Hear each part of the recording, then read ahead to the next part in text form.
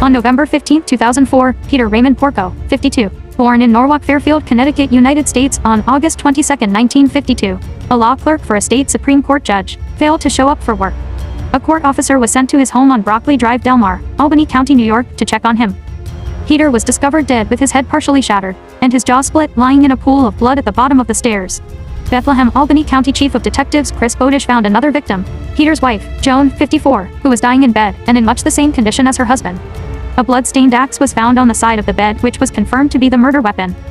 Detective Bodish immediately zeroed in on Christopher, 21, born July 9, 1983, the Porco's youngest child, a student at the University of Rochester in Rochester, New York.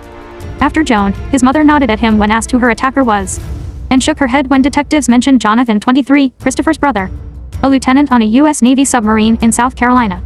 However, Joan's confession was not instantly trustworthy, because she was severely damaged with a broken right jaw and a crushed left eye, and police needed to amass a large amount of evidence to catch her son.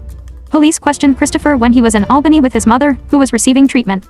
He stated that he was on campus at the time of the murders and learned of the incident from a reporter.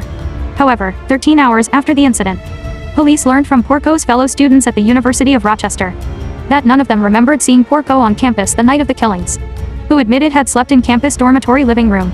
4 University of Rochester security cameras captured footage of a yellow Jeep Wrangler similar to Porco's leaving at 10 p.m. on November 14 and returning to campus at 8 a.m. on November 15. A neighbor reported seeing a yellow Jeep Wrangler parked in his driveway early on November 15, and a toll booth worker noticed a Jeep similar to Porco's passing through his station on November 14 and 15. Police then probed Porco's finances, finding that he had stolen his parents' laptops and computers in 2002 and 2003, which he sold on eBay. It was also revealed that Porco was expelled from the University of Rochester following the autumn semester of 2003 due to poor marks. He also failed to enroll at Hudson Valley Community College in Troy, New York, much to the chagrin of his parents. When Porco was readmitted to the University of Rochester using a forged transcript from Hudson Valley Community College, he took out a $31,000 loan in his father's name to pay for personal and tuition expenses, falsely claiming that the University of Rochester had covered his tuition. When Porco's parents discovered his lies, they had a violent argument. Porco, who was angry and hurt, killed his parents, despite having an artificial left eye and lasting facial disfigurement. Joan recovered and supported her son, stating that he was not the perpetrator and requesting that the authorities discover the true perpetrator. She stated she didn't recall telling Detective Bodish that Porco was the culprit.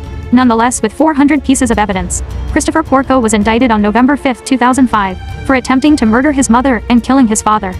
He was found guilty on August 10, 2006, and Orange County Judge Jeffrey G. Berry sentenced him to 50 years in prison on December 12.